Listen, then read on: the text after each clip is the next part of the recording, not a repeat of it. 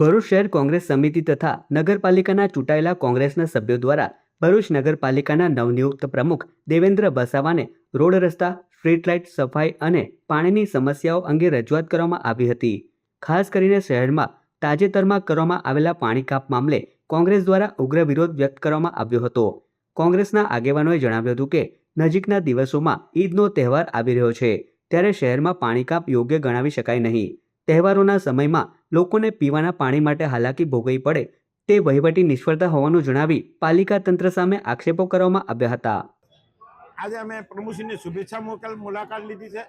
પ્રમુખશ્રીને નગરપાલિકાના પ્રમુખ બનાવ્યા એ બદલ અમે શુભેચ્છા આપી છે અને સાથે સાથે જે પણ પ્રશ્નો છે શહેરના પ્રજા વતી અમે શહેર કોંગ્રેસે પોતાની ફરજ અદા કરી એ બધા પ્રશ્નો રજૂઆત કરી છે।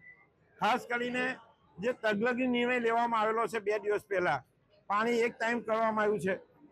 45-46 ડિગ્રી ગરમીમાં એક ટાઈમ પાણી કરવાનું, એ ભરૂચના નગરપાલિકાના છેવાડાના માનવી સુધી પાણી પહોંચાડવાનું, એ પાણી વગર લોકો તડપે છે તેવા પ્રશ્નોને અમે રજૂઆત કરી છે।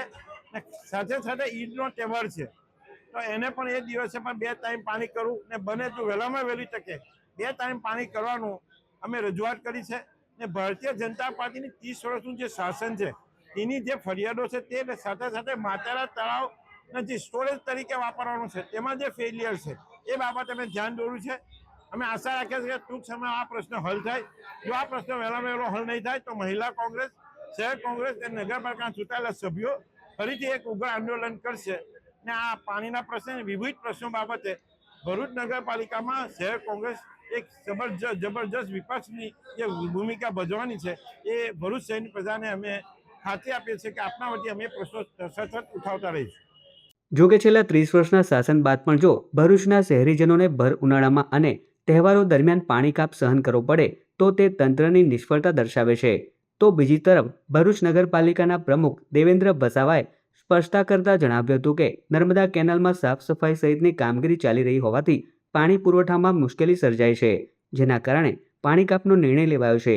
ત્યારે પાલિકા તંત્ર દ્વારા શહેરીજનોને ઓછામાં ઓછી મુશ્કેલી પડે અને સમયસર પાણી મળી રહે તે માટે જરૂરી આયોજન પણ કરવામાં આવ્યું હોવાનું પાલિકા પ્રમુખે જણાવ્યું હતું।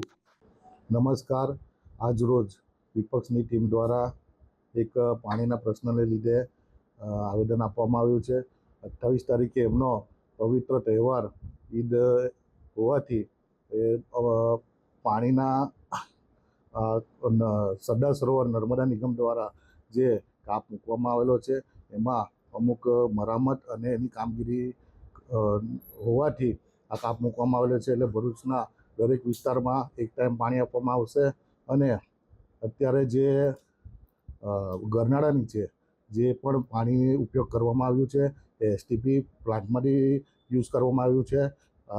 જે પીવાનું જે પાણી છે એનો બગાડ ના થાય એની અમે પૂરેપૂરી તકેદારી રાખીએ છીએ અને ઈદના જે તહેવારના દિવસોમાં કોઈ પણ પ્રજાને મુશ્કેલી પડતી હશે તો એનું નિરાકરણ માટે અમે ચીફ ઓફિસર અને અમારી ટીમ સાથે ચર્ચા કરી અને એ લોકોને એ તહેવાર સારી રીતે ઉજવવા મળે એ દિશામાં અમારા પ્રયત્ન રહેશે।